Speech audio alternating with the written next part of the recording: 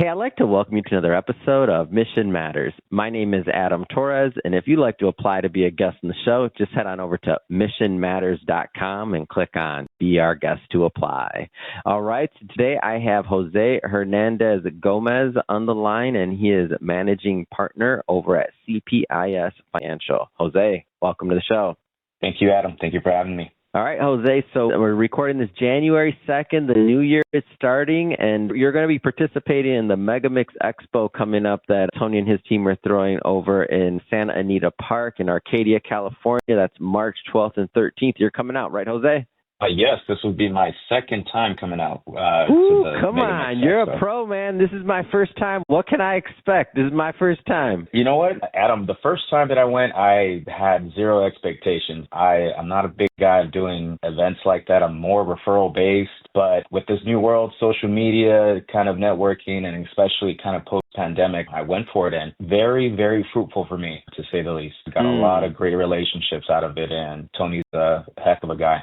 Yeah, that's awesome. And I'm looking forward to it. It's my first one, as I mentioned, and I like going to events like this and being out in the community and seeing things. What surprised you about it, like the first time? And by the way, for everybody listening, just so you know, it's going to be a huge event. Like, I went and I walked the grounds recently at Santa Anita Park, and Tony showed me Tony's the event organizer and one of the founders of the Expo. And I did a walkthrough, and he showed me where it was at, the footprint of the event last year, which was big. And this year, I think it's like double what it was last year. I'm like, oh my gosh, better you than me, Tony. That's a lot of work. but what surprised you about it last year? Like those relationships and things you walked away from? Like tell me a little bit more.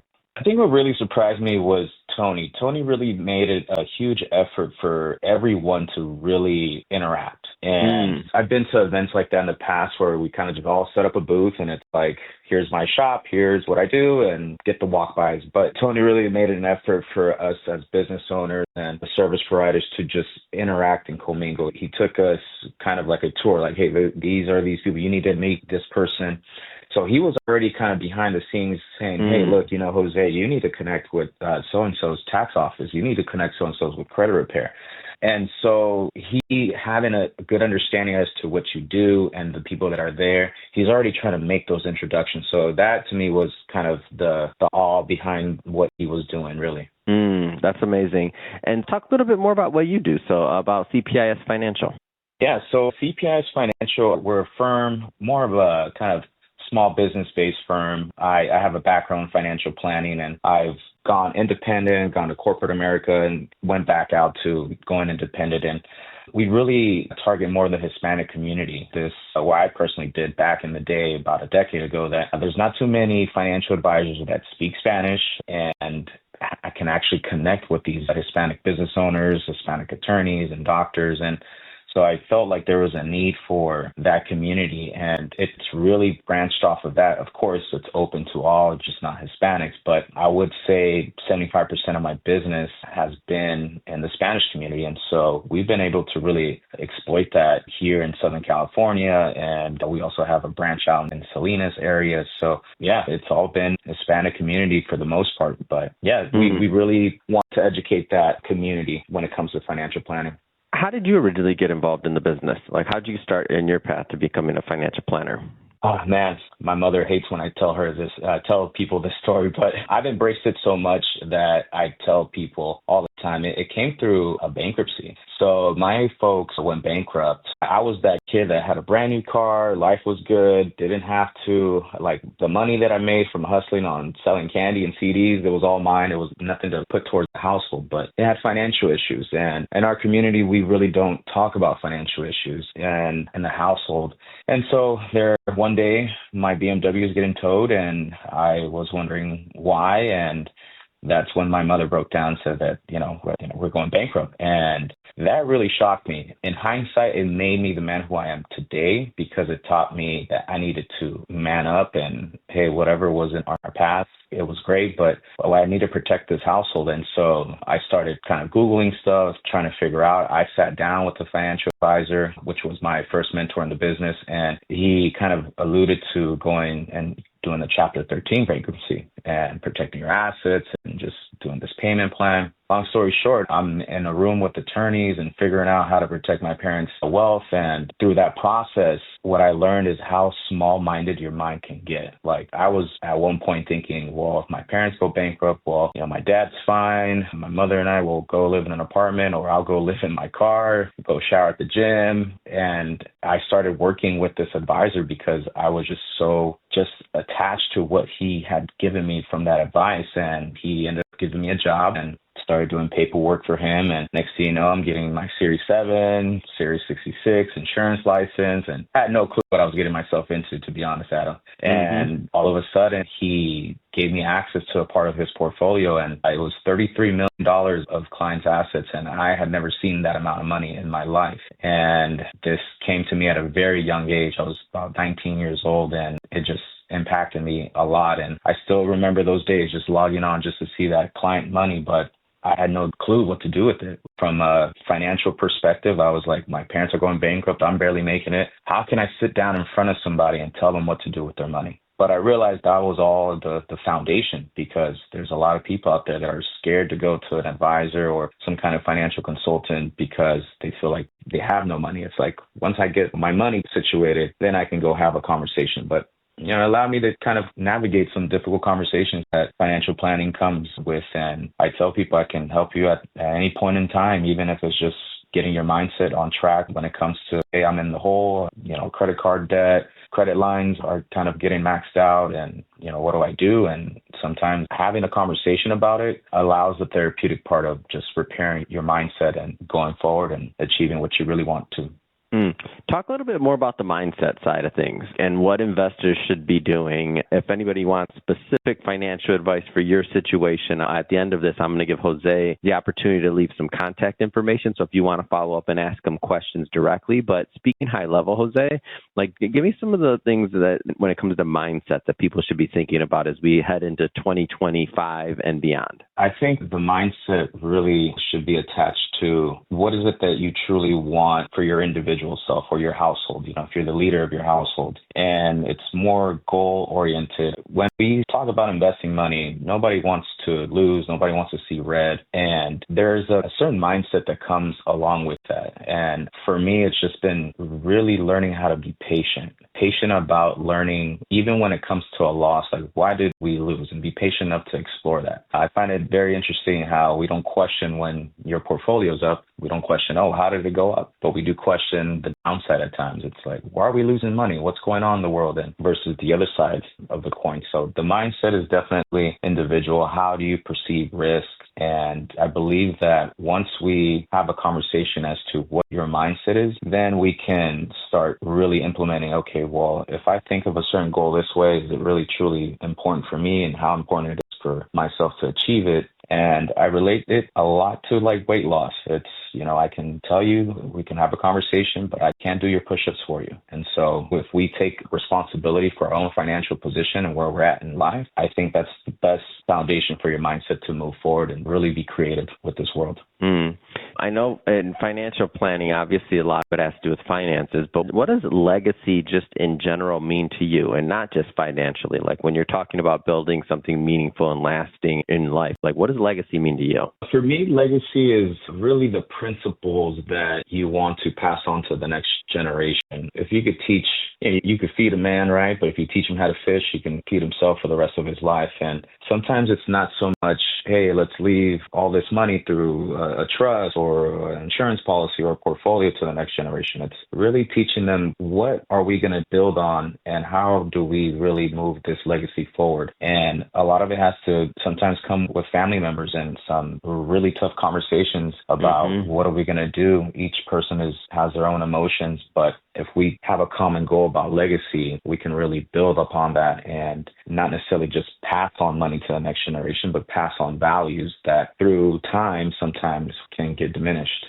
You've worked with lots and lots of successful people at this point in your career. What are some of the things that they did right? Like, because I think sometimes what happens is people think that you have to be born with money, you have to have like all this other knowledge, all these other things. But there's just so many different ways that people have been able to build great legacies, both financially and otherwise. What are some of the things that people have done right? One, definitely surrounded themselves with people that they kind of wanted to achieve the same lifestyle. I've seen a lot of that. Like, it's interesting how in school we're kind of punished when we copy our neighbor, but once we hit the reality of the world, it's like, yeah, we'll copy what your neighbor's doing. So, whether that be in real estate you or know what, stock, Jose? I never thought about it that way. You're right. You don't have to be original. Right. You don't have to reinvent the wheel. That's probably one of the biggest things that I've seen with individuals that come from successful backgrounds. It's like, well, I just and some of those things, let's talk about like what some of those things are copying. So maybe it's a 401k, right? Maybe it's having your insurance in place so that if something happens or catastrophe, that the family's not out on the street, right? There's like actual things when you say not copy, like having a meeting with a financial planner, right? If all the wealthy people you know have financial planners and you don't have a financial planner, copy your neighbor, right?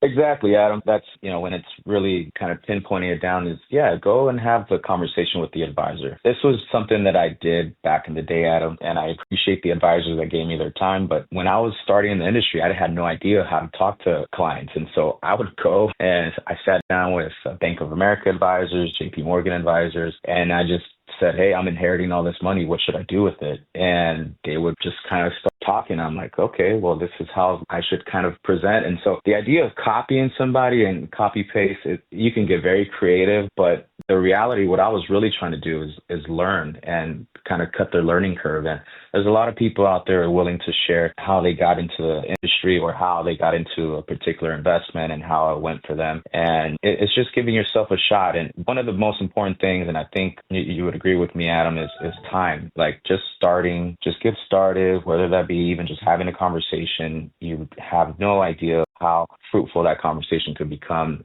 10, 20, 30 years from now. It's great. Great advice. And let me make sure I understood that right. You would meet with them. How'd you even get that idea? That's such an interesting idea, man. I've never heard that story. How'd you even get that idea? Where'd that come from? Well, there was one client at the firm that inherited all this money. It was one of the biggest clients. And obviously he wasn't my client, but he was the firm's client. And my advisor had told me, I'm meeting with basically the next generation. And he told me you should do that. When you sit down with clients, try to meet with their kids because essentially most of the time they leave it to their kids. And then I just thought about it. I was like, this guy's like 22 and he's going to inherit like $10 million. I'm like, and he's sitting down with this guy that got me out of my jam. I'm like, that was my situation, but how do my thing was, how do I prove it? They're going to ask for statements and this and that. And they didn't. They were just excited. I told them that I had a couple million being sent down from my grandma and she had passed away. And, my grandma had already passed away at that point. I understand. You weren't putting that on her. I understand. Go ahead.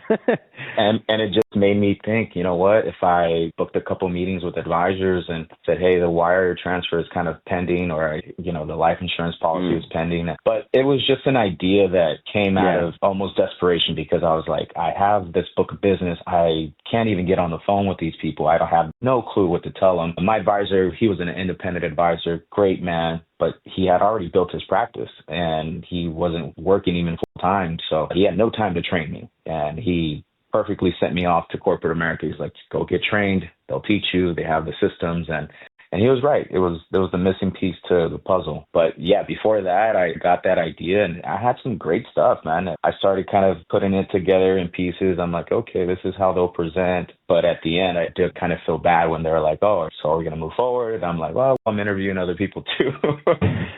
But all good, man. I just thought it was super creative. That's why I asked you. I was like, because that was smart. And the point I like to make there and why I asked you that question is because the information's out there. And now, now you're talking about quite some time ago, but like now you can go on YouTube, you can do other things. There's all kinds of ways to get information out there. And not all of it's for the best. So I like your approach because you're going to people that are actually doing the business versus taking maybe some random advice on TikTok. I don't know if I always agree with that one. Not saying there's nobody good on TikTok, but you know what I mean.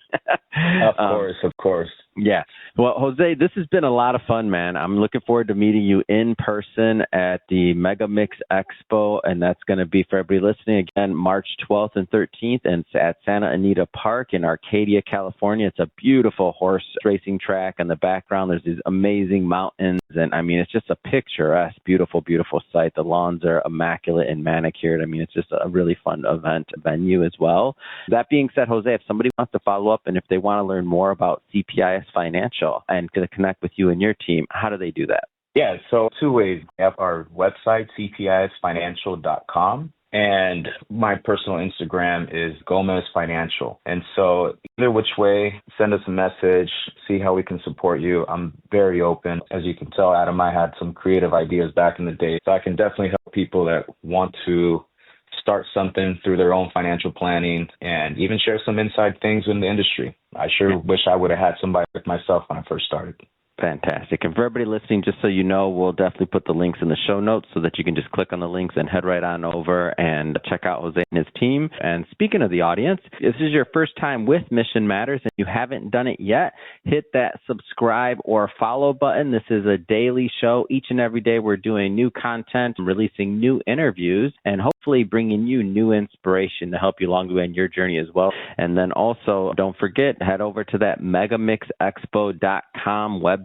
Grab your tickets, head over. This is going to be a lot of fun, March 12th and 13th, Mega Mix Expo. Love to see you out there. Love to meet you in person. So definitely pick up some tickets and come meet us out and hang out with me and Jose. And Jose, thanks again for coming on. Appreciate you. Thank you, Adam. See you soon.